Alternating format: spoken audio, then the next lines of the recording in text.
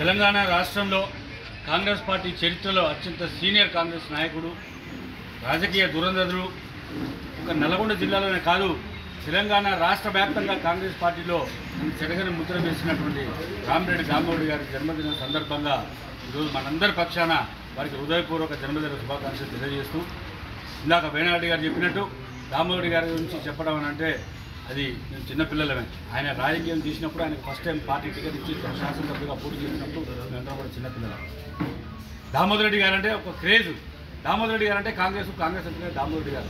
ఆ విధంగా ఆయన రాజకీయాలు చేసుకుంటూ వస్తూ కింది స్థాయి కార్యకర్తలకు అందుబాటులో ఉంటూ నేనున్నా అని ధైర్యం చెప్పి కమ్యూనిస్టులను పారదోలి నల్లగొండ జిల్లాలో ఈరోజు కాంగ్రెస్ పార్టీలో ఇన్ని సీట్లు గెలుచుకున్నాయంటే, ఇంతమంది ప్రజాప్రతినిధులు ఉన్నారంటే ఆ రోజున దామోదర్ గారు చేసిన కృషి అని చెప్పక తప్పదు.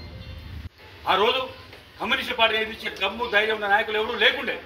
రామిరెడ్డి దామోదర్ గారు ధైర్యంగా ఎదురొడ్డి తన ప్రాణాలు సైతం లెక్క చేయకుండా కాంగ్రెస్ పార్టీనే నా జీవితం, కాంగ్రెస్ పార్టీని నల్గొండ జిల్లాలో నెలకొల్పాలి, కాంగ్రెస్ పార్టీని నల్గొండ జిల్లాలో గెలిపించాలని ఏకైక సదుద్దేశంతోని తన యావదాస్తిని కూడా పణంగా పెట్టి, తన కుటుంబాన్ని పణంగా పెట్టి, తన నిస్వార్థంగా కాంగ్రెస్ పార్టీ కోసం, కాంగ్రెస్ పార్టీ కార్యకర్తల కోసం, కాంగ్రెస్ పార్టీ అధికారంలోకి రావడం కోసం ఆయన కృషి చేసిన మాట వాస్తవం.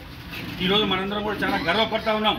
ఆయన శిష్యులుగా కాంగ్రెస్ పార్టీలో ఉండడమే కాదు, దామోదర్ గారి శిష్యులుగా కూడా మనం గర్వపడాల్సిన అవసరం ఉన్నది.